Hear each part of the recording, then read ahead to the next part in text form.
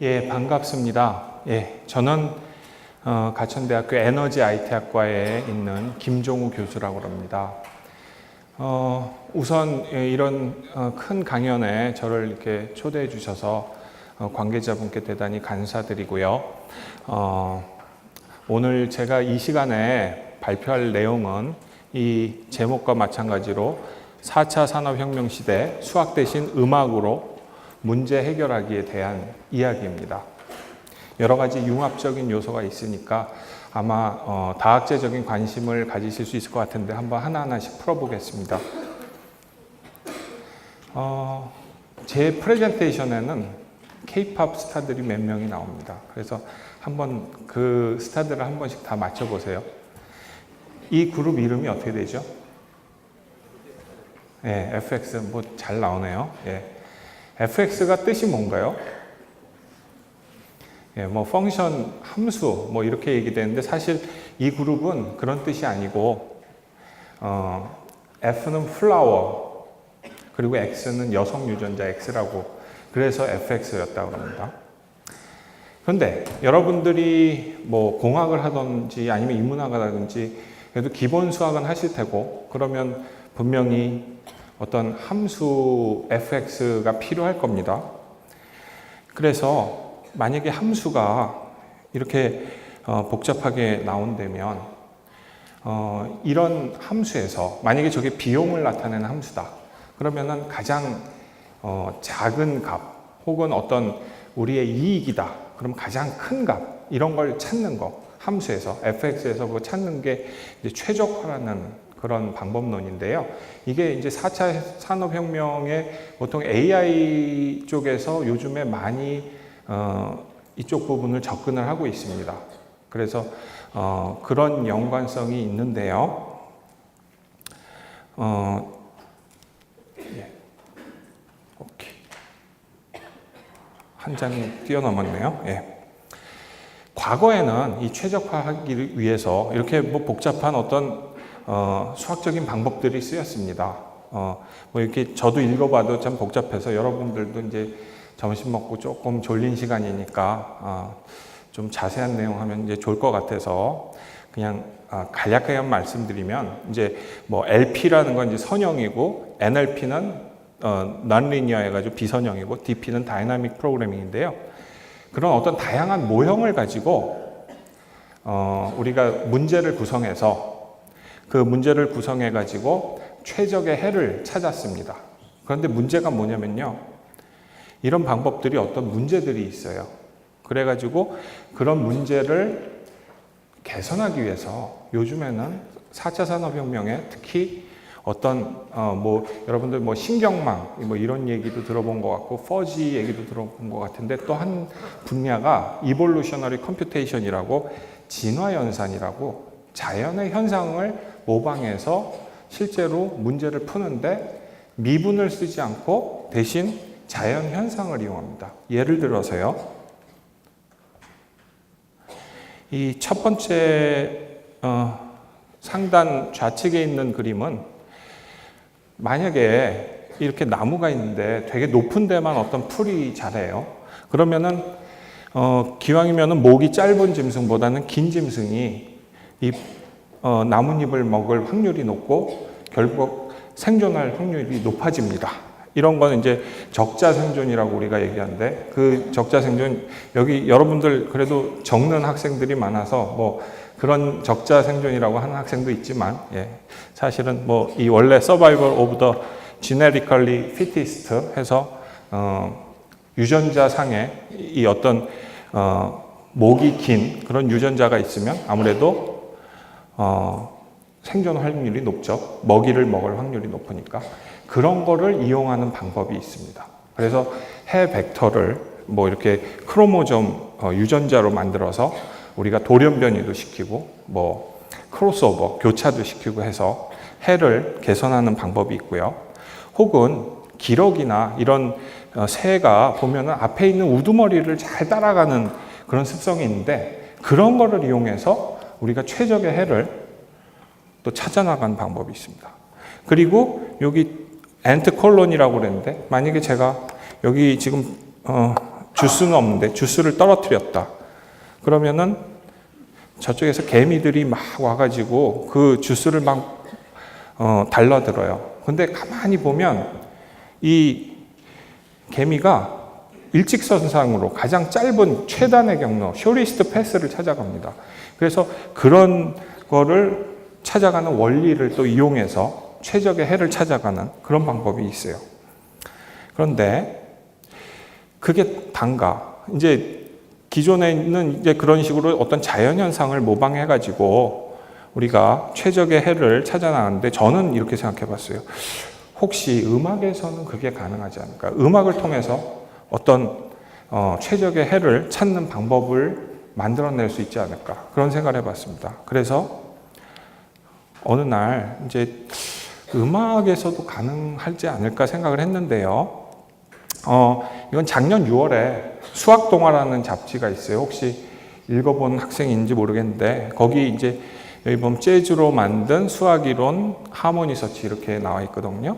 그래서 이제 제 알고리즘에 대해서 이렇게 소개가 됐고, 그런데 오른쪽에는 혹시 이 가수는 이름이 누군가요? 예, 아이유죠. 예, 아이유의 분홍신이라는 곡 혹시 아세요? 예, 그 분홍신이라는 곡이 즉흥 연주를 앞부분에 도입해서 작곡을 했답니다. 근데 제가 만든 알고리즘은 그 재즈의 임프로비제이션, 즉흥 연주를 이용해서 미분을 안 쓰고도 문제를 풀 수 있는 방법을 만들었어요. 일단 한번 여기 클릭을 하시면 재즈 연주를 잠깐 들으실 수 있습니다.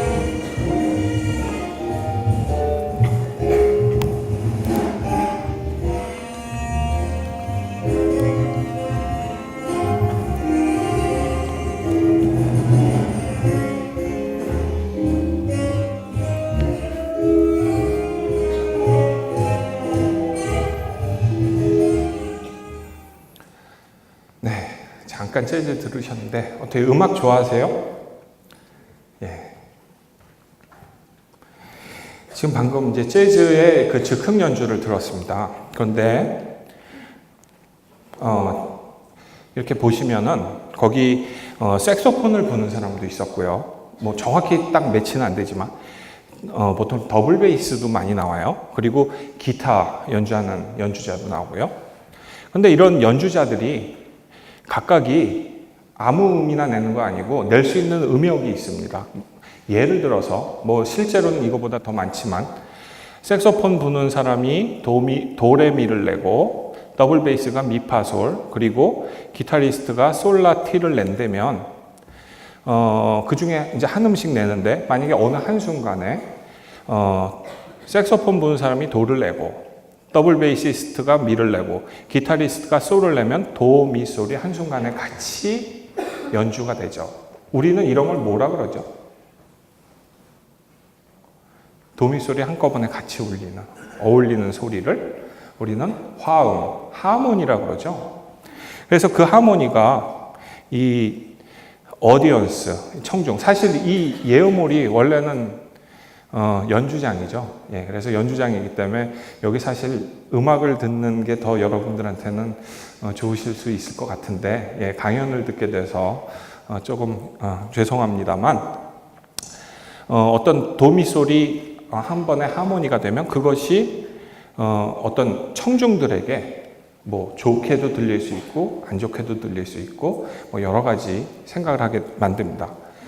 흡사하게 최적화라는 그런 방법론도 일단은 어떤 변수들이 이렇게 있어요. 그리고 그 각 변수가 가질 수 있는 값의 범위가 있고요. 그리고 만약에 x1이 어느 한순간에 100이라는 값을 갖고 x2가 300을 갖고 x3가 500을 가지면 100, 300, 500 이거는 하나로 합쳐서 우리가 뭐라고 부르냐면 해 벡터, 솔루션 벡터라고 그래요. 그래서 그 솔루션 벡터를 우리가 어떤 함수에다 넣으면, fx에다 넣으면, 이게 좋다, 나쁘다, 이걸 알 수가 있어요. 이제 그런 어떤 서로 유사성이 있어요. 그래서 이런 음악에서 재즈 임프로비제이션 하는 거하고 이 최적화에서 어떤 해를 개선하는 거, 이제 그런 거를 우리가 유사성이 있을 수가 있는데요.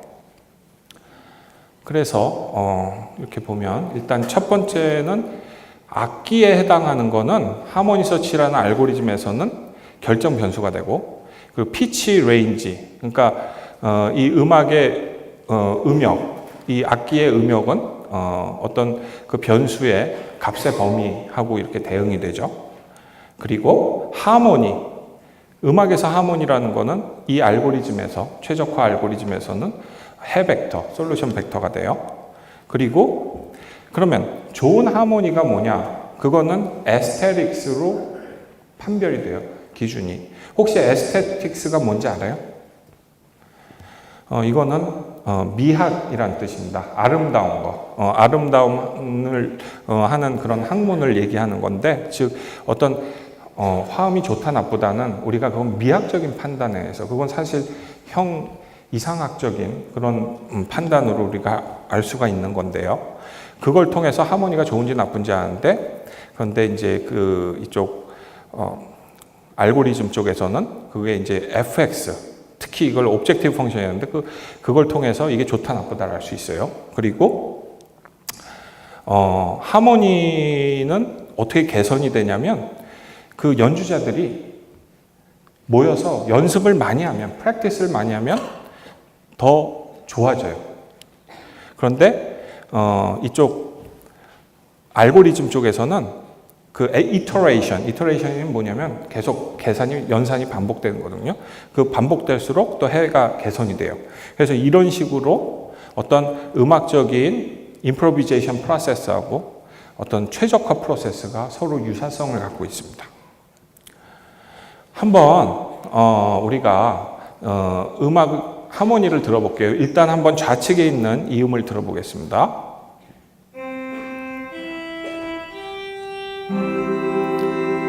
한 번 더 들어볼게요.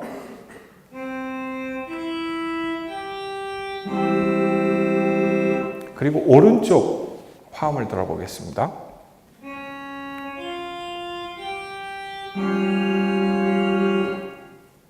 한 번 더요.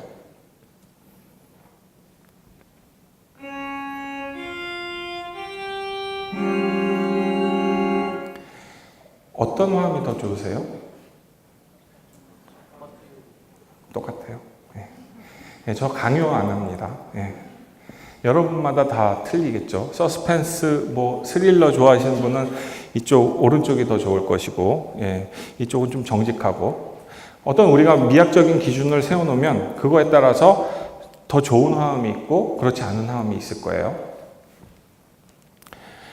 그럼 과연 좋은 화음이 뭐냐? 사실 여러분들 음악 좋아하는 학생들은 되게 많을 테니까 좋은 화음이 뭐냐, 이제 그런 얘기에 대한 질문을 할 수가 있는데, 그거는 여러분들이 음악 시간에 음정, 두음 간의 어떤 어울림에 관한 거, 장삼도, 완전오도 이런 얘기들 했잖아요. 그런 거하고 관계가 됩니다. 그래서 이제 그게 음악이 어떤 일종의 물리적인 파동이고, 그래서 이제 그런 이론들도 있고요. 그리고 또 피타고라스라는 분도 있었고, 요한 세바스찬 바흐 이런 작곡가들도 있었고, 많은 분들이 어떤 간의 서로 어울림에 대해서 이런 얘기를 했습니다. 그래서 사실 좋은 화음이 뭐냐, 그거 쉬운 얘기는 아닙니다. 그리고 또 그 소리가 우리 귀에 들어왔을 때 또 인지하는 또 특성이 틀려지고, 그게 또 뇌로 가서, 뇌에서 또 우리가 그거를 인지하는 또 프로세스가 있고, 그래서 사실 좋은 화음, 나쁜 화음에 대해서 사실은 그렇게 쉽게 뭐가 좋다, 나쁘다 이렇게 얘기하기가 참 쉽지는 않습니다. 그러나 하모니 서치라는 음악의 재즈 임프로비제이션에서 영감을 받은 알고리즘에서는 얼마나 좋은지 나쁜지, 그 하모니가, 즉 솔루션 벡터가 얼마나 좋은지 나쁜지를 보다 쉽게 알 수 있어요. 왜냐하면 우리에게는 fx가 있기 때문이에요. 그래서 fx가 만약에 그게 이제 비용 함수다, 그럼 비용은 쌀수록 좋은 거고, 만약에 이게 어떤 이윤 함수다, 그럼 이윤은 높을수록 좋은 거거든요.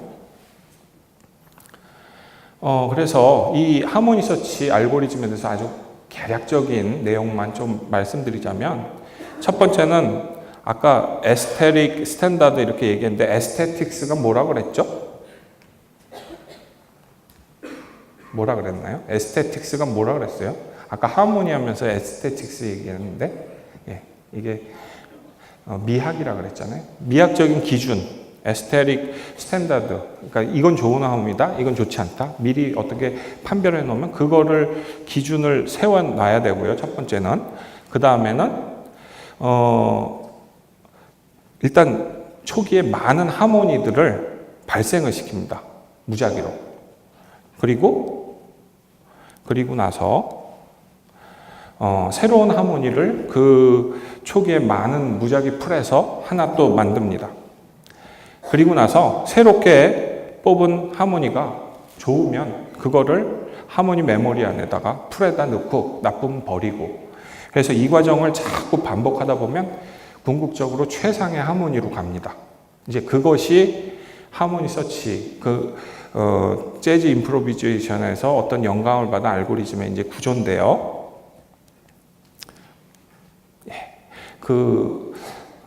오퍼레이터라는 게 있어요. 이것도 뭐 계속 영어로 이렇게 써가지고 좀 재미가 없을지 모르겠는데, 오퍼레이터스가 혹시 여기 혹시 수학과 다니는 학생 있어요? 네. 있나요? 네. 오퍼레이터스는 연산자란 뜻이에요. 뭐 컴퓨터 하는 학생들도 아마 알겠지만, 그래서 이 알고리즘은 이렇게 총 5개의 오퍼레이터가 있어요. 뭐냐면, 첫 번째는 만약에 이 색소포니스트가 어떤 음을 하나 내는데 그 기준이 뭐냐면 무작위로 총 음역에서 아무 음이나 하나 내는 거예요. 그렇게 할 수 있어요. 그러니까 연주하는 그 방법 중에 하나를 그냥 전체 음역에서 무조건 하나 낸다. 이제 그렇게 할 수 있고요. 혹은 색소포니스트가 하나의 음을 내는데 어떻게 내냐면 과거에 좋았던 거를 기억하고 있다가 거기서 하나 뽑아서 내는 거예요. 그러니까 여기 도, 미, 도, 솔, 도 이런 음들이 좋았었다. 그럼 그거를 기억하고 있다가 그 중에 하나의 음을 내는 거예요. 그리고 혹은 과거에 좋았던 게 도였어요. 그런데 그거를 그냥 내면 재미가 없으니까 약간 올려서 한음 올려서 레로 하든지 한음 내려서 시로 내리든지 이렇게 내는 방법.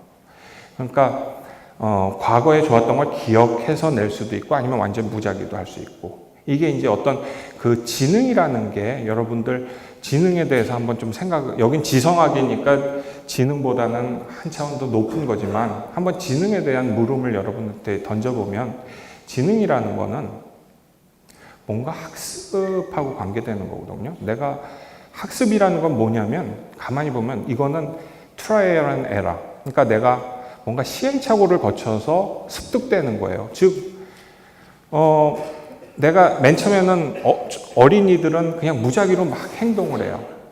그러다가 나이가 들면서 뭔가 어떤 기준을 따라서 그 기준에 맞춰가지고 행동을 하게 되는데, 그때 이제 물론 무작위로도 행동을 하지만 대개의 경우에는 과거에 했던 것 중에 좋은 거를 기억하고 있다가 그걸 가지고서 어떤 행동을 하게 되거든요. 그게 지능이라는 겁니다. 그게 이제 지능이라는 거가 될 수 있고요. 그래서 그런 4차 산업혁명이 어떤 기계나 어떤 그런 프로세스들이 지능을 갖는다는 얘기는, 지능을 갖는다는 게 뭐냐면 우리가 원하는 바람직한 방향으로 얘가 알아서 가주는 건데, 그거는 얘한테 미리 많은 교육을 시키는 거고, 이게 좋은 방향, 이건 좋지 않은 방향, 그거를 어느 정도 우리가 슈퍼바이즈드 해서 기준을 정해주면 이제 나중에 그걸로 따라가게 되어 있습니다. 그래서 이 알고리즘도 역시 마찬가지로 아까 3가지 기본적인 연산자 얘기를 했는데, 기본적으로 이제 과거에 좋았던 걸 기억하고 있다가 그거를 내거나, 혹은 그걸 약간 변형시키거나 무작위로 내거나, 혹은 연주자 간에 또 좋은 서로 더 호흡이 잘 맞는 사람들이 있거든요. 그럼 그런 것도 고려해 줄 수 있고, 또 혹은 어떤 화음은 불협화음이에요. 그럼 버리고 싶어요. 근데 어떤 경우에는 그걸 버리는 것보다는 버리지 않고 그냥 이렇게 갖고 있으면서 그 대신 약간의 벌점을 주면 나중에 이게 또 좋은 해로 가는데 징검다리 역할을 하는 경우가 있습니다. 그래서 사실 이렇게 대형 강의에서는 여러분들한테 일방적인 강의를 할 수밖에 없는 상황이지만 한번 제가 특별히 여러분들한테 서로 인터랙티브하게 서로 교류할 수 있는 그런 시간을 갖고자 해서 이 문제를 하나 간단한 문제를 제가 내보겠습니다. fx는 x1-2의 제곱이고 x2-3의 4승이고 x3-1의 제곱이고 플러스 3이다. 이런 함수가 있어요. 이런 fx가 있어요. 그럼 이 fx를 미니마이즈, 최소화하는 최소값은 몇이에요? 최소값 몇이에요? 몇이라고요? 3이죠. 왜 그러냐면 여기 이 제곱, 4제곱, 제곱 뭐 이쪽은 아무리 해도 0 이하로 내려갈 수가 없죠. 그러니까 3보다 더 떨어질 수는 없어요. 그러면은 3이 됐을 때 그때 최적의 해벡터 값은 몇이죠? x1이 몇이 돼야 되죠? 여기 2가 돼야지 0이 되겠죠? 그리고 여기가 3이 돼야 되고 여기가 1이 돼야 되고 그러니까 2, 3, 1 요 솔루션 벡터가 요게 이제 글로벌 옵티멈이라고 우리가 부르는데 최적해가 돼요. 요걸 넣었을 때 우리가 원하는 최소값 3이 나와요. 그러면 한번 그거를 하모니 서치가 음악에서 영감을 받은 알고리즘은 어떻게 그걸 구해내는지 볼게요. 아까 그 fx라는 거 다시 여기다가 적었습니다. 위쪽에다가. 그리고 x1 무작위로 이제 3개의 하모니를 이렇게 무작위로 랜덤하게 발생시켰는데요. 만약에 2, 1이라는 솔루션 벡터를 하나를 무작위로 발생시키면 2, 2를 여기 함수에다가 넣으면 그 값이 몇이 나오죠? 2, 2를 저 함수에다 넣으면 그때 함수 값은 몇이 나와요?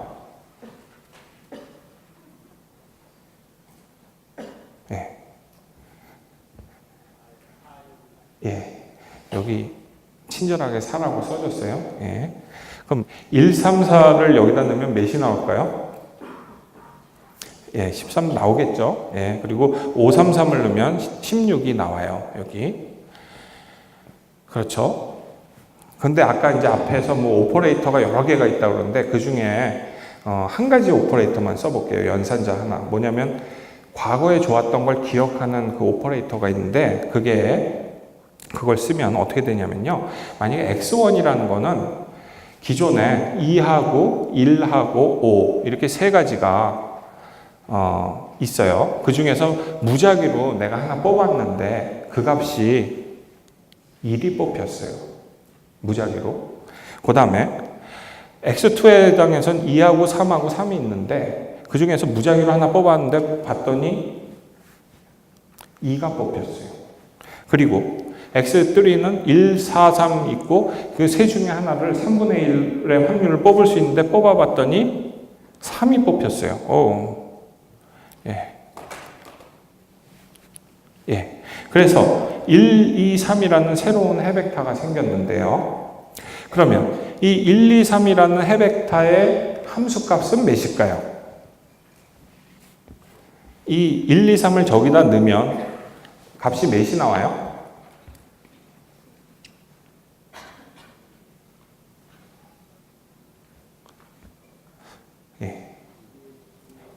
9죠. 9가 나와요. 9라는 거는 여기 지금 이게 미니미제이션, 작을수록 좋기 때문에 그거는 16보다는 좋고 13보다는 좋은데 4보다는 나쁘겠죠. 왜냐면은 9라는 값이니까. 그러면 어떻게 되냐면 이 1, 2, 3이라는 거를 여기다 넣고 대신 제일 나쁜 5, 3, 3을 빼줘요. 그래서 어떻게 되냐면 이런 식으로 1, 2, 3이라는 게 9라는 값을 가진 1, 2, 3이라는 해벡터를 넣고 제일 나쁜 16 벡터 5, 3, 3, 16은 빼줬어요. 그럼 이제 이런 식으로 약간 하모니 메모리가 좀 개선이 됐고요. 한 번 더 해볼게요. X1은 만약에 211 중에 2를 취하고 X2는 223 중에 3을 취하고 X3는 1, 3, 4 중에 1을 취한다. 2, 3, 1. 2, 3, 1이라는 하모니, 솔루션 벡터 본 기억나요, 혹시? 예, 뭐죠? 그게 최적의 해죠. 그 값을 넣으면은 제일 작은 값 3이 나오죠. 네, 뭐 이런 식으로 알고리즘을 이제 하는데, 여러분들 대형 강의에서 이 인터랙티브하게 하기는 뭐 쉽지는 않네요. 예. 오케이. 그래서 뭐 그거보다 이제 조금 더 많은 오퍼레이터를 쓰면은 하모니 서치가 더 정교하게 좋은 해를 찾아갑니다. 그리고 또 이제 아까는 이렇게 정수같이 이산적인 값을 했는데 그게 아니고 연속적인 값도 우리가 기타에서 어떤 이런 이거 프렛이라고 부르는데 그런 아이디어를 이용해 가지고 그 중간에 어느 지점을 이렇게 누르는 뭐 그런 걸 이용해서 연속적인 값도 우리가 고려를 해줄 수 있습니다. 예, 그럼 지금까지 조금 그래도 이론적인 그런 얘기를 했고요. 이제는 뭐 그냥 가볍게 여러분들이 그러면은 이 음악에서 만들어진 그 알고리즘이 어디 적용되는지 한번 좀 볼게요. 이것도 또 뭐 맨 처음부터 복잡한 보이는 그런 함수인데 저기 위에 보면 6hump camelback function 이렇게 나왔네요. 캐멀이 뭐예요? 예. 무슨 동물이에요? 낙타. 예. 험프는 뭘까요? 예. 등을 얘기하겠죠, 등. 그러니까 이건 뭐냐면 6개의 등을 가진 그런 낙타 문제, 뭐 그런 거예요. 그래가지고 이렇게 6개의 봉우리가 이렇게 있어요. 근데 이제 그 중에서 어떤 거는 최적의 해고 어떤 거는 최적의 해는 아닌데 거기 빠지면 안 되는 그 로컬 옵티마라고 불리는 거예요. 근데 실제로 이 하모니 서치를 이용해 보면 이 로컬 옵티마에 안 빠지고 전역적인 최적해 잘 찾아줘서 최적해를 잘 찾습니다. 그리고 이건 조금 더 복잡한 문제에도 나름대로 잘 적용된다. 뭐 그런 얘기고요. 이제 보다 조금 실제적인 문제를 말씀드리겠습니다. 혹시 이 화면은 잘 기억이 날까요? 네. 예. 그렇죠. 기계가 사람을 한번 이기니까 이제 그때 상당히 센세이션 했어요.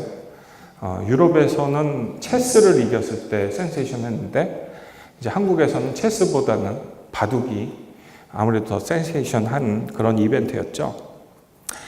하모니 서치 가지고 사실은 아직은 바둑까지는 시도를 안 해봤지만 저도 이 음악 알고리즘 가지고 이 스토크 문제 푸는 정도는 한번 시도를 해봤습니다.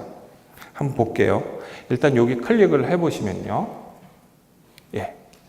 그러면 여기 지금 이제 이 스토크 문제가 나오는데요. 혹시 여러분 이 스토크 문제 한 요 정도 사이즈 되는 거 풀면은 한 얼마나 걸려요? 한 5분 안에 풀 수 있겠어요? 한 5분 안짝으로 되나요? 그럼 1분. 1분 안에 풀 수 있겠어요? 네. 한번 얼마나 빨리 푸는지 볼게요. 여기 버튼이 있습니다. 여기를 클릭하면, 예, 15시 30분 58초에 시작해서 15시 30분 59초에 끝났습니다. 예, 1초 만에. 다시 한번 또 클릭해 볼까요? 버튼을. 예, 31분 13초에 시작해서 31분 14초, 1초 만에 풀어요. 예. 그러니까 이 하모니 서치 음악에서 나온 알고리즘이 이런 스토크 문제에 대해서 뭐 사실은 뭐 실제로 엑셀이라는 것이 조금 느린 그 플랫폼이기 때문에 조금 사실은 이렇게 시각적인 건 있어도 더 아무튼 뭐 그래도 여러분들 1초 안에 이런 문제를 푼다는 거는 굉장할 수도 있는 뭐 그런 문제도 수도 있는데 그래서 이 알고리즘으로 이런 스토크 문제를 풀 수 있다라는 얘기를 하고요. 이제 클로즈 아웃 하시고요. 다음으로 넘어가면 또 음악에도 적용했어요. 사실 이게 음악에서 나오는 알고리즘이니까 음악에도 적용됐는데요. 뭐 음악이 이제 우리는 지금 시대를 살고 있기 때문에 지금의 음악을 들어요. 뭐 K-팝의 음악을 듣는다든가 뭐 요즘에 고전 음악 듣는 사람들도 있을 텐데 이거는 이제 중세 시대에는 중세의 어떤 그런 중세의 미디벌 에이지 뭐 그 중세 천년 그때는 또 좀 미학 기준이 틀렸어요. 그래서 그때 당시에는 우리가 그 음악에서 뭐 완전 음정 1도, 4도, 5도, 8도 하는 그런 완전 음정을 상당히 선호했거든요. 그래서 그런 음정들로 화음이 이루어진 걸 되게 좋아했는데 이 앞에 있는 이 그레고리안 챈트가 원래 그 단선율로 불렀어요. 남자들이. 근데 거기다가 이렇게 화음이 들어갔는데 이거는 이제 하모니 서치가 자동으로 작곡을 하는 겁니다. 그래서 원래는 그 중세 이제 수도원에서 이제 앞에 렉첼리 도미네 마리 순디 소니 Deum illes pamuli moduris venerato bis 이렇게 이제 수도에서 불렀는데 그거에다가 이제 하모니를 넣었어요. 그래서 저 버튼 2개 중에서 두 번째 버튼을 한번 클릭해 보실게요.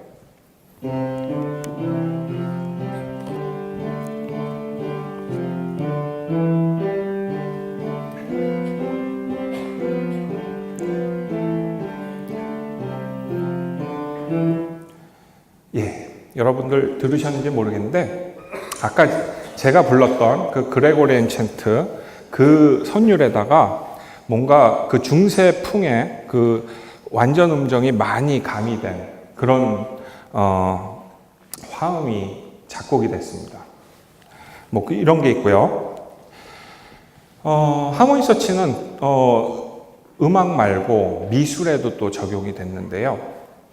이거는 뭐냐면 피카소는 뭐 아주 여러분들 잘 아는 대표적인 미술가인데 그분이 스케치도 많이 남겼어요. 그런데 이제 이런 위에 있는 그런 스케치들을 남겼어요. 빨리빨리 이렇게 그렸는데 우리가 인지하는 관점에서는 저 분명히 2차원 평면에 그냥 검정색 연필로 그렸는데 우리가 인지할 때는 저기서 3차원 볼륨을 보게 돼 있어요. 양감을 느끼게 돼 있거든요. 그럼 그거는 왜 그러냐면 인지적인 그 커그니션의 문제인데 이 아래 이렇게 보시면은 이런 식으로 어떤 양감이 그룹되어 있는 그런 볼륨들을 느낄 수가 있습니다. 그래서 그 볼륨을 어떻게 나눠야 되느냐 그런 문제에도 하모니 서치 알고리즘이 쓰였어요. 이제 이런 방법은 그 클러스터링이라는 방법인데 그 방법은 뭐냐면 요즘에 그러니까 이렇게 얘기하면 이게 뭐 별로 좀 재미없는 얘기고 나하고 뭐 와닿지 않는 얘기일 수도 있는데 예를 들면 여러분들 이 중에 뭐 경영학 하는 혹시 학생들이 있다면 경영학 하는 학생들은 마케팅을 할 때 무조건 홍보를 하면은 물건이 안 팔려요. 어떻게 해야 되냐면 내가 타겟팅을 해야 돼요. 그룹이 만약에 뭐 K-팝을 좋아하는 사람, 고전 음악을 좋아하는 사람 분명히 틀리거든요.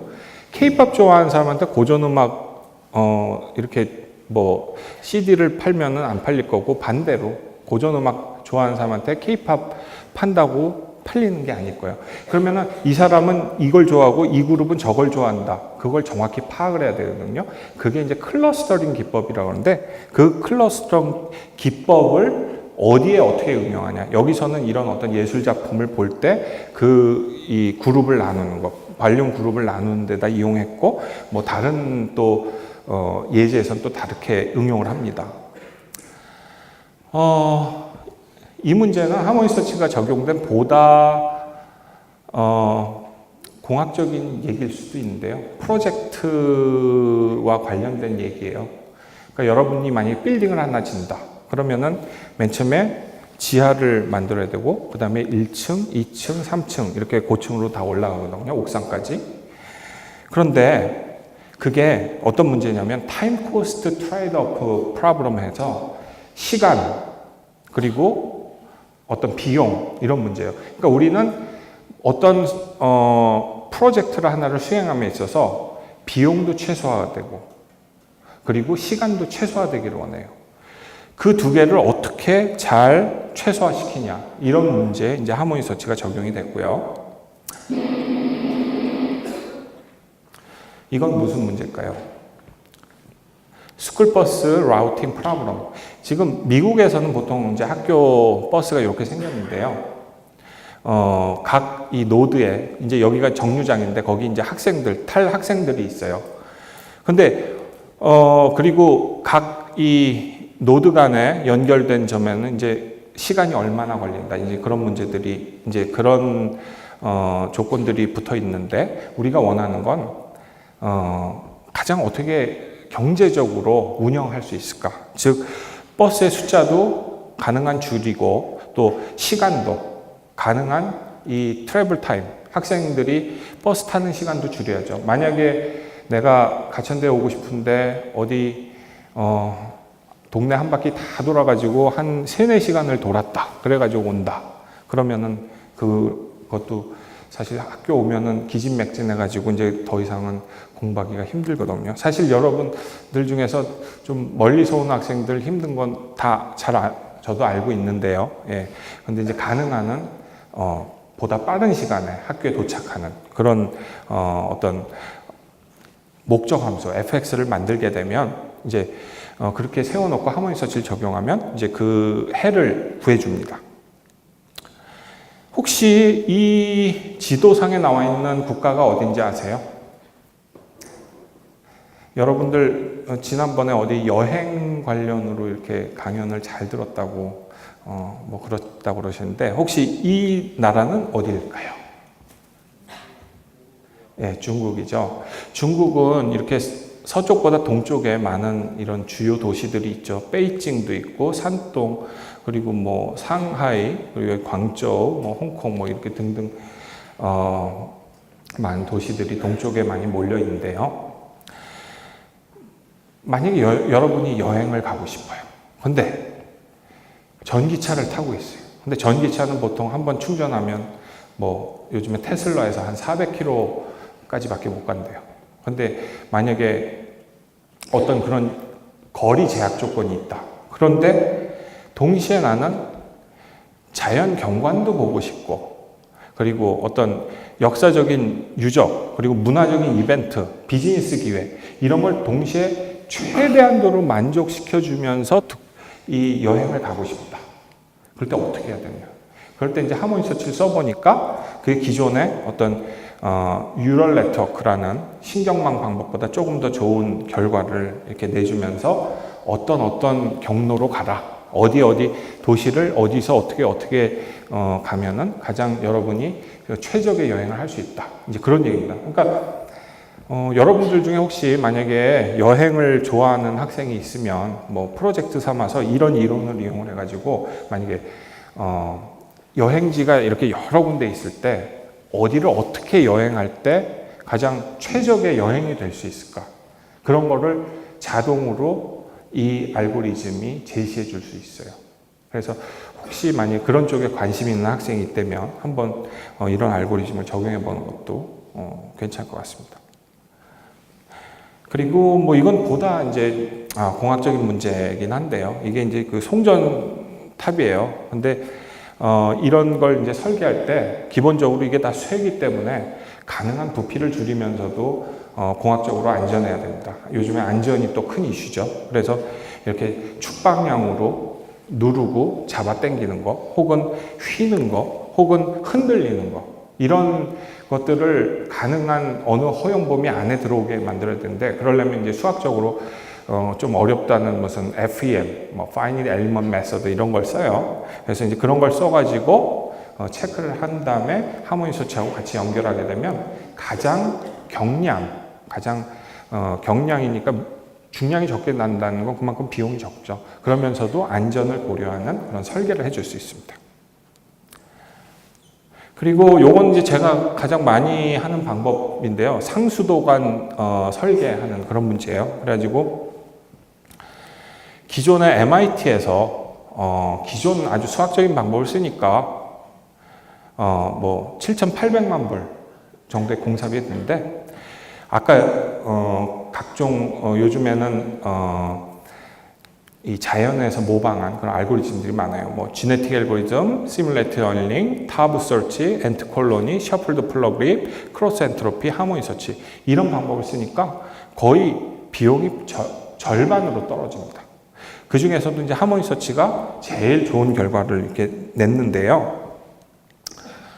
여러분들 구글 스칼라라는 그 데이터베이스 혹시 아는지 모르겠는데 거기 보면은 이제 매스메리컬 옵티미제이션에서 이제 수학 최적화 그쪽에 이렇게 가보시면 이제 과거에 고피 인용 많이 인용되는 논문들을 이제 따로 고전 논문 뭐 이렇게 한국어로는 뭐라고 그랬는지 모르겠는데 그렇게 이제 분류해놨는데 제가 쓴 논문이 그 중에 이제 랭킹 4번째 랭킹으로 이 최적화 쪽에서는 이렇게 랭크가 됐습니다. 총 544회 당시에 작년에 544회 이제 피인용이 됐습니다. 그래서 이제 저는 이제 이쪽 부분을 한때는 많이 연구를 해가지고 이제 그쪽 상수도감 최적화 쪽을 많이 했는데 한번 이런 질문 해볼게요. 여러분들 만약에 학술적으로 내가 뭔가 검색을 하고 싶다. 뭔가 이제 연구 논문이나 여기 여러분들 대학교에 왔으니까 대학에서 이제 지성이다 그러면은 뭔가 논문도 좀 읽고 사실은 그런 게 이제 중요한 건데 뭐 약간 학술적인 무언가 정보를 찾고 싶다. 그럴 때 여러분은 어떤 데이터베이스를 쓰세요? 네? 네이버요? 네이버 쓸 수도 있고 만약에 영어로 돼 있다. 네. 어떤 검색 엔진이 가장 많이 쓰이죠? 구글이죠. 구글 다 한 번씩 써봤겠죠? 구글이 뜻이 뭐예요? 구글이 어디서 나왔어요? 구글은 구골에서 나왔어요. 구골. 원래는 구골인데 미스스펠이에요. 잘못 쓴 거예요. 구골. 그럼 구골은 뭐예요? 구골은 인간이 생각하기에 가장 큰 수. 그래서 그때 당시에 10의 백승을 구골이라 그랬어요. 그래서 뭐 이제 구글의 그 뜻은 그만큼 많은 인간이 생각하기에 가장 큰 숫자만큼 많은 뭔가 정보들이 있다 그런 뜻인데 근데 재밌는 게 이런 문제가요. 구글보다 더 커요. 이 최적화 문제가. 이게 이제 스페인의 어떤 발레마 그 지역의 이제 문제인데 총 454개의 변수가 있고 각 변수가 갖는 경우의 수가 10가지예요. 그러면은 10의 454승인데 구글은 10의 100승. 그러니까 결론은 이 문제는 구글의 4.54승. 구글보다 훨씬 큰 그런 문제거든요. 근데 이런 문제도 음악에서 나온 알고리즘이 잘 해를 만들어내고 있어요. 그리고 뭐 이 댐 오퍼레이션 하는 문제. 그리고 제가 이제 에너지 IT 학과에 있고 요즘에 이제 에너지가 많은 이슈가 되고 있는데 신재생 에너지 문제가 많이 대두가 되고 있죠. 여러분들이 이제 신재생 설계를 하면 되는데 그냥 설계하는 게 아니에요. 설계할 때는 항상 어떻게 하면 보다 경제적으로 하면서도 그 설계 조건들을 다 만족시켜 줄까? 그게 중요합니다. 그래서 여기 이렇게 보면 요즘에 많이 쓰이는 그 에너지원, 태양을 쓰는 요런 걸 뭐라고 부르죠? 요렇게 까맣게 이렇게 돼 있는 거를. 태양광 패널, 뭐 PV 패널 이러죠. PV는 뭐 포토볼테이크 패널 뭐 그런 얘기인데 여기 이제 태양광을 이용하는 거죠. 태양열이 아니고. 그리고 이 바람개비 같이 생긴 거는 뭐죠? 이거는 뭐 윈드 제너레이터 이렇게 써 있죠. 풍력 발전기겠죠. 그리고 이쪽에 퓨얼셀이라는 게 있어요. 퓨얼셀. 연료전지라고 그러는데, 여러분들 물에다가 전기를 넣으면 물이 어떻게 돼요? 물에다가 전기를 가하면 어떻게 돼요? 물이 분해가 돼요? 되나요? 네. 물은 뭘로 구성되어 있어요? H2O니까 수소하고 산소로 구성되어 있죠. 그럼 반대로 물에다 전기를 넣으면 수소하고 산소로 분리되죠. 그럼 반대로 공기 중에 질소 말고 또 뭐가 있어요? 공기 중에 질소 말고 또 뭐가 날라다니는 산소가 있죠. 그리고 내가 만약에 수소를 갖고 있다. 그럼 내가 수소를 갖고 있고 공기 중에 있는 산소하고 반응시키면 어떻게 될까요? 물이 떨어져 나오고 거기에 전기가 발생돼요. 그 원리가 바로 퓨얼셀, 연료전지가 그거예요. 그래서 이런 식으로 수소를 갖고 있다가 산소하고 반응시켜서 또 발생시키는 이런 신재생 에너지원이 있습니다. 그리고 이제 바람도 안 불고 비도 와가지고 태양광도 없고 그리고 뭐 여러 가지 뭐 수소도 구할 수 없다. 그럼 정 안 되면 디젤, 기존의 그 경유를 써야 되겠죠. 그런 식으로 해서 우리가 어떤 주택, 가정에 이렇게 전기를 공급할 때 어떻게 이 구성을 하면, 설계를 하면 가장 경제적으로 설계를 할 수 있을까? 그런 문제에 또 하모니 서치가 쓰입니다. 이 문제는 또 약간 에너지 이슈 오늘 얘기를 하게 되는데 혹시 ESS라고 들어봤는지 모르겠어요. 이게 에너지 스토리지 시스템이라고 배터리 얘기하는 건데 우리가 전기를 보통 보면 이 11시부터 뭐 여기 17시까지 많이 이 빨간 건 주로 많이 쓰기 때문에 좀 비싼 거고 저쪽 한밤중에는 되게 싸요. 왜냐하면 그때는 사람들이 전기를 별로 안 쓰죠. 그러면 물 같은 거는 수조에다가 이렇게 받아 놓으면 되는데 전기는 어떻게 받아 놓을 수 있어요? 여러분들 스마트폰에 스마트폰 배터리가 있죠. 그래서 그 배터리 큰 니켈 카드뮴 배터리도 있을 수 있고 아니면은 리튬 배터리도 있을 수 있고 그 외 여러 가지 이제 방법들이 있는데 그런 배터리를 보통 이제 ESS라고 얘기합니다. 이게 있으면은 이 저녁에 쌀 때 전기를 내가 받아뒀다가 낮에 비쌀 때 이렇게 사용을 할 수 있어요. 그래서 그런 거를 이제 스케줄링 하는 문제에도 이 알고리즘이 적용되는데 이제 실제로 해보면 그게 이제 결과가 기존에 안 한 것보다 훨씬 좋습니다. 그리고 요거는 인공위성의 힙파이프 디자인 문제 어떻게 요번에 인공위성인가요? 우주정거장인가요? 어떻게 우리나라 피해서 잘 떨어졌죠? 그런데 이제 그 중에 설계하는 일부분을 또 이 하모니 서치를 이용할 수가 있습니다. 그리고 이 문제는 좀 재밌는 문제니까 여러분들하고 같이 해볼게요. 이건 이컬러지컬 컨서베이션 문제예요. 즉 생태 보존 문제. 여러분들 환경에 관심 있는 학생들은 혹시 이런 생태 보존 문제에 관심이 있을 수가 있는데 뭐냐면 어느 지역에 어느 마을에 코끼리와 사자와 호랑이와 원숭이가 살았습니다. 근데 A 지역에는 코끼리하고 호랑이가 살고 B 지역에는 코끼리하고 원숭이가 살고 C 지역에는 사자와 원숭이가 살았습니다. 여러분은 생태 보존을 하고 싶어요. 근데 여러분이 마치 노아와 같이 한 종류는 다 보존하자, 최소. 그러면은 이 ABC 지역을 다 보존하지 않고 어디만 보존하면 이 지역에 사는 모든 동물을 다 보존할 수 있을까요? 예.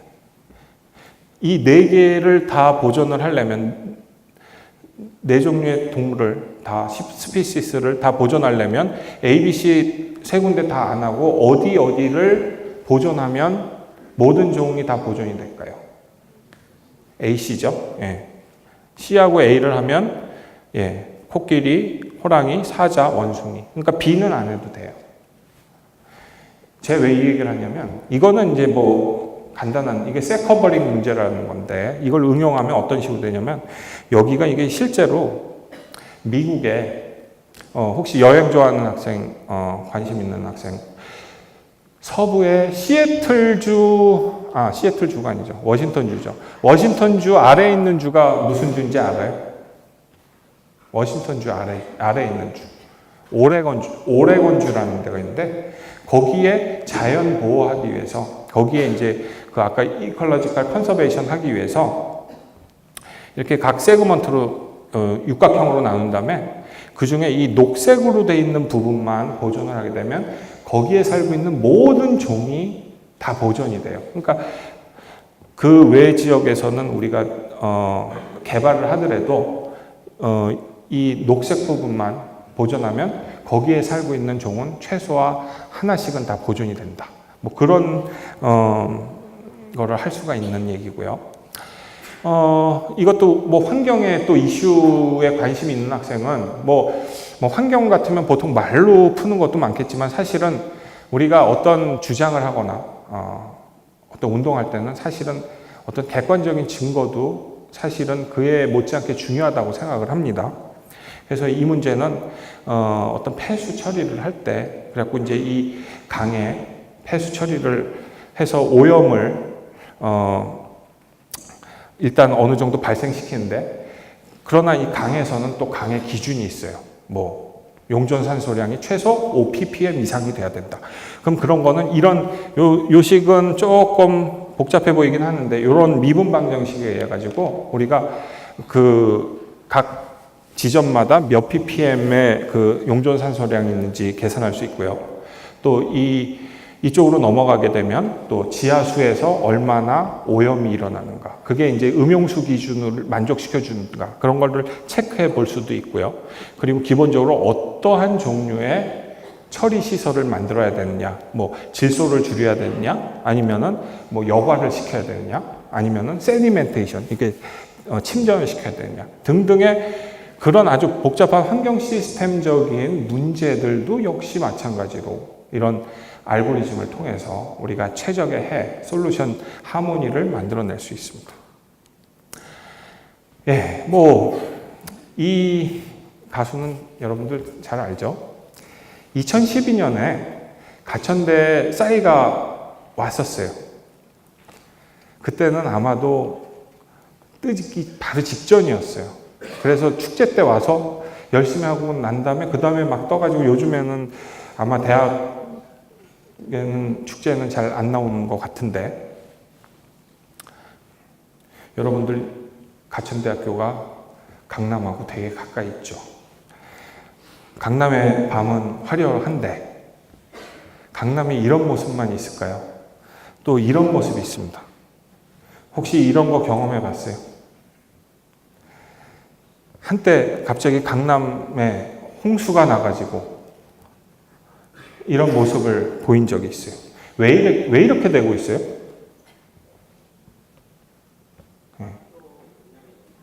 예, 하수도 용량 문제가 있죠. 예, 그런 게 있는데 그게 이제 보통 이제 그 설계를 할 때는 대충 이제 뭐 5년에 한 번 조금 범람할 정도 뭐 이제 그런 식의 어떤 기준이 있습니다. 근데 요즘에는 종잡을 수가 없어요.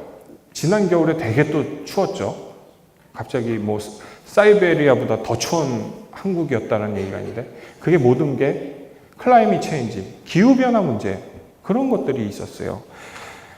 그래서 우리는 어떻게든지 이제 뭐 기후변화를 대처하는 그런 노력도 해야 되고 또 한편으로는 그러면 과연 홍수가 얼마만큼의 양으로 일어날까 그런 것도 예측을 해야 되는데요. 이 하모니 서치가 이 강남역에 홍수가 얼마나 날까 그거 예측하는 모형에 그 모형 파라메타 캘리브레이션 하는데 들어갑니다. 그래서 뭐 요즘에 이제 조금 다른 방법을 쓰고는 있지만 하여튼 그 기상청에서 이제 이런 식으로 강남역 홍수 예측할 때 그 모형을 보다 정교하게 만들기 위해서 하모니 서치라는 이론을 쓰고 있습니다. 그리고 바이오 인포메틱스, 뭐 DNA와 RNA가 있다는 얘기 뭐 이렇게 여러분들 들어보시는데 그것의 이제 구조를 이렇게 예측하는 데도 쓰이고요. 요거는 이제 레디에이션 안칼러지라고 해서 만약에 내가 무슨 종양이 있다. 그러면은 그거를 엑스레이를 조사해서 트리트먼트 할 때 어느 정도 양을 어디에다가 타겟을 해가지고 조사를 해야 되냐. 이제 그런 문제에도 적용돼서 그 박사 논문이 미국 시카고 의대에서 나왔고요. 그 다음에 요거는 요런 영상은 우리 학교가 지금 11.7페슬러에서 세계 최고의 그 fMRI를 갖고 있는데요. 이 MRI 영상이 예전에는 이렇게 왼쪽에서 보듯이 이렇게 좀 흐릿했어요. 근데 그거를 알고리즘적으로 하모니 서치를 쓰면 오른쪽같이 뚜렷해집니다. 요거는 어떤 이론을 이용한 거냐면 아까 제가 잠시 얘기했지만 이렇게 분류하는 거, 클러스터링 하는 기법을 썼다 그러는데 이게 이제 클러스터링 기법을 우리가 이제 좀 그림으로 설명해 놓은 거예요. 그래서 이 빨간 거하고 파란 거를 이렇게 잘 어떻게 구별할 수 있을까? 그러려면은 이런 우측 하단에 보는 fx가 있어요. 저런 식의 어떤 저거는 뭐 K-means라는 방법을 요즘에 이제 많이 쓰는 방법 중에 하나인데 저런 fx를 이용하면은 우리가 뭐 fMRI 뭐 아니면 MRI 영상을 더 또렷하게 만드는 그런 데 적용할 수 있습니다. 그리고 아까 뭐 그 피카소의 그 그림에서 그 어떤 볼륨감을 찾을 때도 볼 수가 있습니다.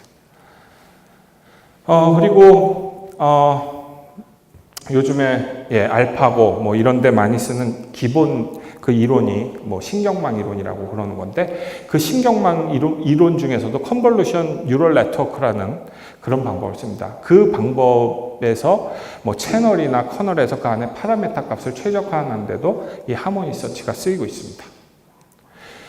그리고 요즘에 이건 저희 학교에서 직접 하고 있는 지금 현재 하고 있는 그 연구 내용인데요.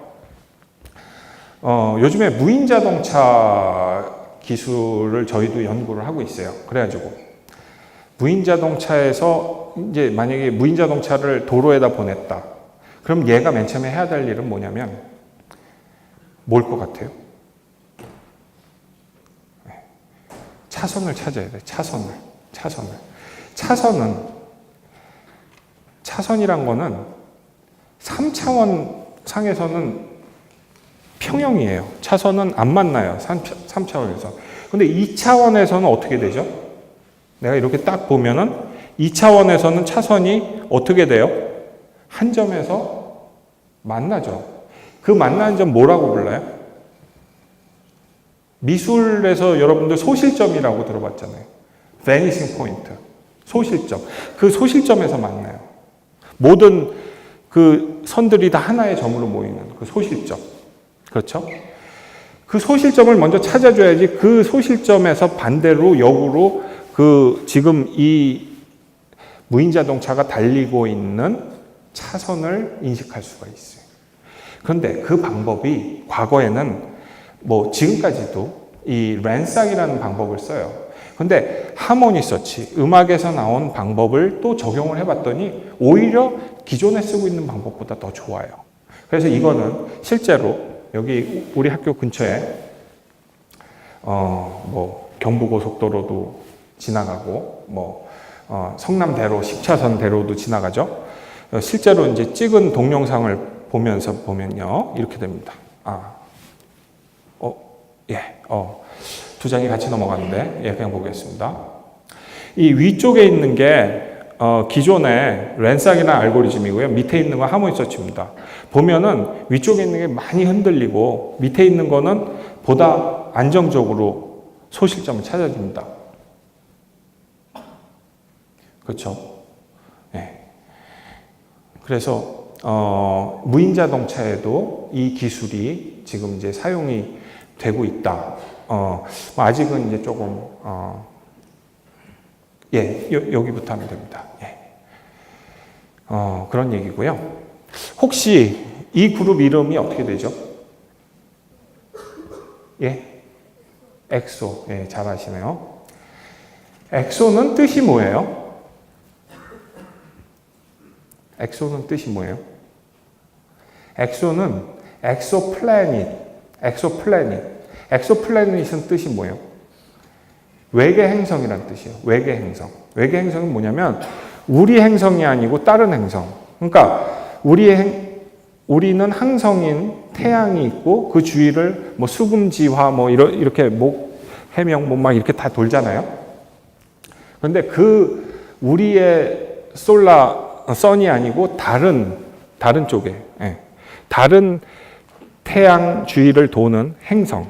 그게 엑소플래닛. 외계 행성입니다.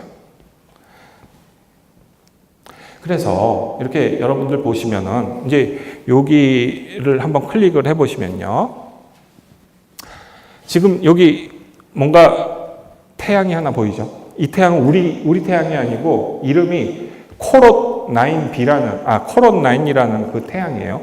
그 태양 주위를 코롯 9B라는 엑소플래닛이 이렇게 돌고 있어요. 근데 어떻게 되냐면 어느 시점에 가면은 이런 식으로 이 태양을 엑소플래닛이 지나가게 돼 있어요.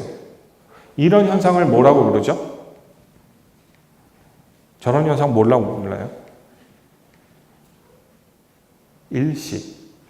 이클립스. 일식이라고 그러죠. 그러면 어떤 일이 생기냐면 빛의 광도가 차이가 나요, 갑자기. 그래서 어떤 일이 생기냐면 빛의 광도가 차이 나기 때문에 그걸 통해서 저 엑소플래닛이 크기는 얼마고 속도는 대충 얼마구나. 그런 걸 우리가 파악할 수가 있어요. 그걸 통해서. 그래서 연구자들이 이 하모니 서치 알고리즘을 이용해서 그걸 발견을 해내고 그 다음에 네이처지에 실었어요. 그래서 저는 제가 그 연구자에 속했으면 더 좋았겠지만 그런 건 안 됐지만 대신 제가 처음으로 만든 그 알고리즘으로서 제 논문이 거기에 이제 인용이 돼서 그래서 나름대로 뭐 좀 영광스러운 순간이긴 했지만 하여튼 그런 일이 있었습니다. 그리고 최근에 지난달에 또 한 번 네이처에 제 논문이 인용될 그 기회가 있었는데요. 이게 어떤 그 영화의 한 장면인데 혹시 이쪽에 오른쪽에 보면은 뭐 이 동그란 거 2개 보여요? 저게 뭘까요? 저기 동그란 거 2개가 있는데 저게 뭘까요? 저게 태양인데 태양이 1개예요, 2개예요? 1개예요, 2개예요? 태양이? 2개죠. 저런 걸 뭐라고 불러요? 태양이 2개인 데가 있어요. 저런 거는 쌍성계라고 불러요. 쌍성계. 근데 저런 경우에 불안해지면 어떤 일이 생기냐면 태양 2개 중에 하나가 터져서 블랙홀이 돼요. 이렇게. 그래서 이쪽 태양은 남아있고 이쪽 태양은 블랙홀로 변해요. 그럼 블랙홀은 이 상대 동반성을 빨아들여요. 그럼 이 빨아들이는 과정을 또 시뮬레이션 할 때 또 하모니 서치가 쓰였고 그게 최근에 네이처지에 또 한번 실려서 제가 이제 논문이 한번聘용이 또 됐습니다. 뭐 그 외에도 이 올드 재즈라는 뜻은 기타 등등 이런 뜻인데 뭐 다양한 부분에 이제 하모니 서치가 이제 적용된다는 얘기고요. 뭐 물론 하모니 서치는 이렇게 보시면은 최근에 그 신경망 이론, 4차 산업혁명의 가장 코어로 알파고에도 쓰이는 그런 이론하고도 연결해서 쓰이기도 하고요. 그 다음에 퍼지라는 또 이론하고 연결해서 또 쓰이기도 하는데 빨리빨리 넘어가겠습니다. 근데 이제 한번 이런 물음을 해보고 싶어요.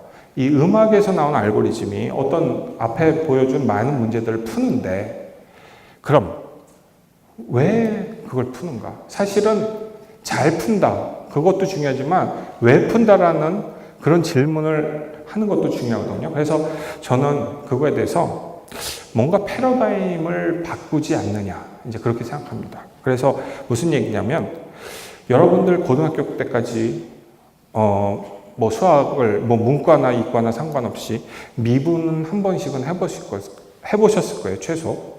근데 미분의 기본 핵심이 뭐죠? 그거는 변화율이거든요. 기울기. x가 조금 변할 때 y는 얼마나 변하냐. 그런 거예요. 이런 아이디어를 가지고 많은 문제를 그동안 공학 문제 뭐 여러 분야의 문제를 풀었어요. 근데 이 하모니 서치라는 알고리즘은 재즈 임프로비제이션 그걸 이용해요. 재즈 임프로비제이션은 뭐냐면 인간이 보다 일반화시키면은 인간이 경험을 쌓는 축적의 과정을 통해서 새로운 문제를 해결합니다.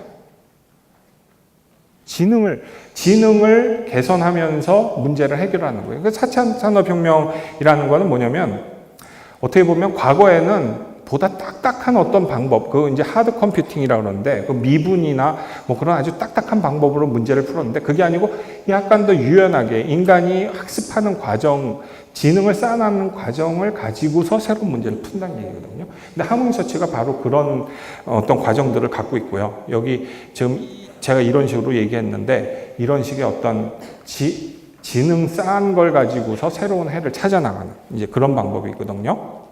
그래서 그러면 그거를 이제 어떻게 표현할까 이렇게 생각을 하다가요. 일단 다시 한번 부언을 하자면 이 사람이 누굴까요? 이 사람이 누굴까요? 오른쪽에 있는 사람. 뭐 셜록 홈즈라고 저는 생각을 하고 있는데 뭐 아니라면 할 수 없고요. 셜록 홈즈가 사건을 보면 이 사건을 어디로 풀어나가야 될지 그 방향을 딱 알아요. 왜냐면 경험을 많이 해서. 인간이 경험을 많이 하면 어떤 방향으로 가야 될지 그 방향을 보다 정확히 알 수가 있어요. 그러니까 경험이 많으면은 방향은 어디라고 제시해 줄 수 있거든요. 그러니까 인간이 경험을 쌓아서 그것 때문에 어떤 방향을 제시해 주는 거를 혹시 도함수로 나타낼 수 있지는 않을까요? 그래서 기존의 미분을 이용한 도함수가 아니고 이렇게 인간이 경험을 쌓는, 음악가들이 경험 쌓는 그런 걸 이용해 가지고 제가 도함수를 만들었고요. 그래서 이제 어떤 이런 이 위에 있는 요게 그 도함수를 이런 식으로 표현하는데 조금 길긴 하지만 하여튼 개념은 앞에 얘기했던 그런 개념입니다. 그리고 이건 뭐 그래갖고 실제로 푼다는 얘기인데 실제로 해가 이쪽 3에 존재해야 되는데 초기에는 무작위로 막 발생시키면 6이나 8에 많은 확률이 가다가 이게 자꾸 이터레이션이 증가하고 경험이 쌓이면서 나중에는 3 쪽으로 이렇게 온다. 뭐 그런 얘기. 이건 시간 관계상 대충 개념만 그렇게 말씀드리고요. 뭐 그 외에도 뭐 여러 가지 조금 이론적인 얘기들을 좀 했고요. 또 이거는 이제 요거 하나 보면 되는데 여러분들 이 그림을 보면 어떤 고사가 떠오릅니까? 예, 여기 밑에 뭐라고 썼죠? 3자도 있고 4자도 있네요. 조삼모사. 제가 왜 이 얘기를 하냐면 이 알고리즘이 뭔가 기존의 알고리즘보다 좋은 점이 있어요. 그러나 또 반대로 좀 안 좋은 점도 있어요. 그러니까 장점을 부각시키면은 단점도 있는데 장점만 부각시키면 안 된다는 뜻에서 제가 조삼모사는 얘기를 했는데 왜 제가 이 말씀을 드리냐면 그 단점을 그럼 어떻게 없앨 수 있느냐. 사람들이 쓰기 어려운 걸 어떻게 모든 사람들이 쉽게 쓸 수 있게 하느냐. 그래서 이제 제가 그 이론을 조금 더 이제 개선한 게 있는데 이제 이런 방법을 이용하면 여러분들 이 알고리즘 자체 이해할 필요 없이 그냥 버튼만 누르면 좋은 해를 자동으로 찾아주는 그런 이론도 만들었고요. 그리고 만약에 더 이쪽 알고리즘에 대해서 알고 싶으면 이런 제가 쓴 책을 좀 참조해도 좋고요. 그리고 2011년 벌써 7년 전이네요. 7년 전에 여러분들은 어디에 있었을까요? 그때 당시에 저의 알고리즘 웹사이트에 방문자들을 이렇게 한번 통계 조사를 내봤더니 지금 저기 끝에 일본과 한국이 있었고 이쪽 끝으로 오면은 하와이, 미국, 이 남미, 브라질 쪽이 많고요. 그리고 유럽, 그리고 이쪽 중동 지방이죠. 인도, 그리고 이제 중국, 여기 뭐 말레이시아, 뭐 인도네시아, 필리핀, 오세아니아 쪽에 우리가 뭐 뉴질랜드하고 호주 있죠. 이런 각 지역에서 많은 사람들이 또 들어왔고요. 이거는 논문과 책을 하모니 서치 관련 책을 출판했던 그런 기관들입니다. 그리고 학위 논문이 나왔거나 혹은 학교에서 실제로 그 과목을 가르치는 그런 기관들이고요. 그리고 여러분이 만약에 하모니 서치로 좋은 연구 결과를 얻었다.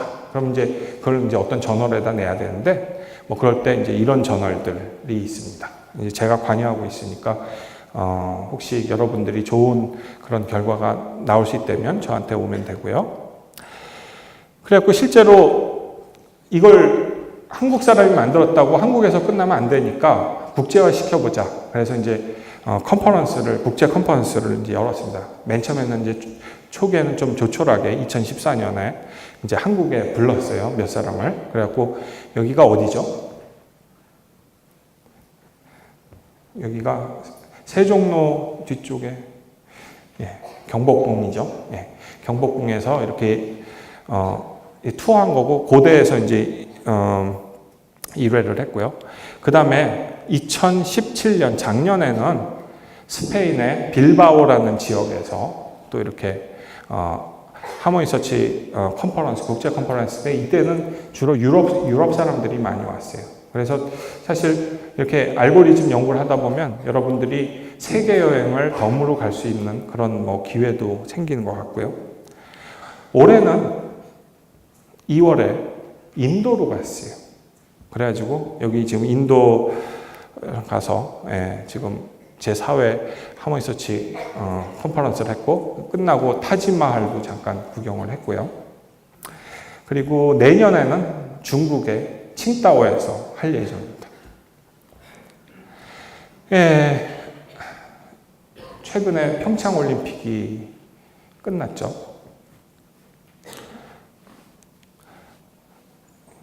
이 두 선수 여러분들 잘 알죠?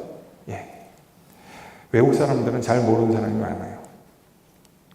한 사람은 피겨 스케이팅에서 또 한 사람은 이쪽이 스피드 스케이팅, 이쪽이 피겨 스케이팅이죠. 그래서 금메달을 땄어요. 여러분들은 어떤 선수가 더 좋아요? 이거 뭐 아빠, 엄마 누가 더 좋냐 뭐 그런 질문 같아요. 맞지? 제가 질문한 이유는 알고리즘 측면에서 어떤 선수가 더 좋을까? 제가 개인적으로 어떤 선수를 뭐 디스하는 게 아니고 알고리즘 측면에서는 어떤 선수가 더 좋을까? 그런 얘기예요. 무슨 얘기냐면 이성화 선수는 스피드 스케이팅을 해요. 스피드 스케이팅은 뭐냐면 딱 룰이 정해져 있고 하여튼 힘을 내가지고 아주 짧은 찰나의 순간에 조금이라도 빠르면 이기는 거예요. 그런데 피겨 쪽은 더 예술적인, 창의적인 이런 걸 많이 요구하거든요. 분명히 두 개가 차이가 있어요. 저는 여러분들보다 창의적인 그런 쪽으로 뭔가 알고리즘도 그쪽으로 나가야 된다. 이제 그런 생각을 갖고 있는데요. 그래서 이제 요즘에 이제 알고리즘 이렇게 연구를 하다 보면 주로 뭐 이 벤치마크 어떤 펑션 같은 거, 뭐 기준이 되는 어떤 펑션을 가지고 그거 뭐 조금 더 빠르다, 뭐 조금 더 값이 싸다, 막 그런 거 가지고서 이제 비교하는데 거기는 이미 제가 보면 레드오션이 된 것 같고 그거보다는 아까 얘기했던 어떤 그 실생활에 문제들이 너무 많아요. 그거를 음악 알고리즘으로 풀 수 있는 문제들이 너무 많거든요. 예를 들면 이 서스테이너빌리티가 뭐죠? 아까 기후변화하고 비슷한 건데 서스테인은 무슨 뜻이에요? 뭔가 저건 지속 가능성이네요. 우리 인류가 우리만 쓰고 끝나는 게 아니고 우리 후손들도 계속 지속해서 나가야 되거든요. 여기서 멸망하면 안 되니까. 그런 어떤 기후변화나 서스테이너빌리티 문제, 그러니까 예를 들면 아까 강남역에 홍수를 적게 발생시키는 그런 문제도 여기 적용이 될 거예요. 아니면은 인간이 빵으로만 사는 게 아니고 예, 또 문화적인 인간이기 때문에 그럼 어떤 문화에도 이런 방법론을 적용할 수가 있어요. 작곡이나 뭐 아니면 미술과 관련된 거 뭐 등등. 혹은 이론적으로 아까 잠시 말씀드렸지만 어떤 뭐 경험이 도함수가 될 수 있고 그런 것들로 우리 미분을이 풀지 못한 문제를 풀 수 있는 방법이 있다는 제가 그런 말씀드렸는데 그런 쪽 연구가 더 많이 돼야 된다는 저는 개인적으로 생각을 하고 있습니다. 그래서 그쪽이 보다 창의적인 부분이거든요. 예, 그래서 대충 이제 저의 강연을 이제 마지막 장표를 마무리하자면 혹시 이 시간이 조금 뭐 졸리는 시간이 됐을지는 모르겠지만 아무튼 여러분들의 그 능력은 상당히 큽니다. 이렇게 코끼리 같이 크고 그리고 사실 뭐 오늘 제가 너무 중구난방으로 많은 얘기를 해가지고 혹시 조금 뭐 다소하게 벅찰 수도 있고 그런데 그럼에도 불구하고 저는 이 가천대 학생들 여기 모이는 학생들의 어떤 역량을 믿습니다. 이렇게 코끼리 같이 큰 여러분들의 역량을 발휘해서 이 4차 산업혁명 시대는 보다 나의 차이성을 발휘해야 되는데 그런 것이 뭐 과거의 그런 어떤 미분적인 방법만 쓰는 게 아니고 이런 음악에서도 새로운 아이디어를 얻어서 그런 걸 통해서 뭐 다양한 문제에 적용을 해서 좋은 해를 얻을 수 있는 뭐 그런 그런 아이디어를 여러분한테 줄 수 있는 저의 강연이 되었다면 저는 아주 기쁘게 생각하겠습니다. 이상으로 저의 강연을 마치겠습니다.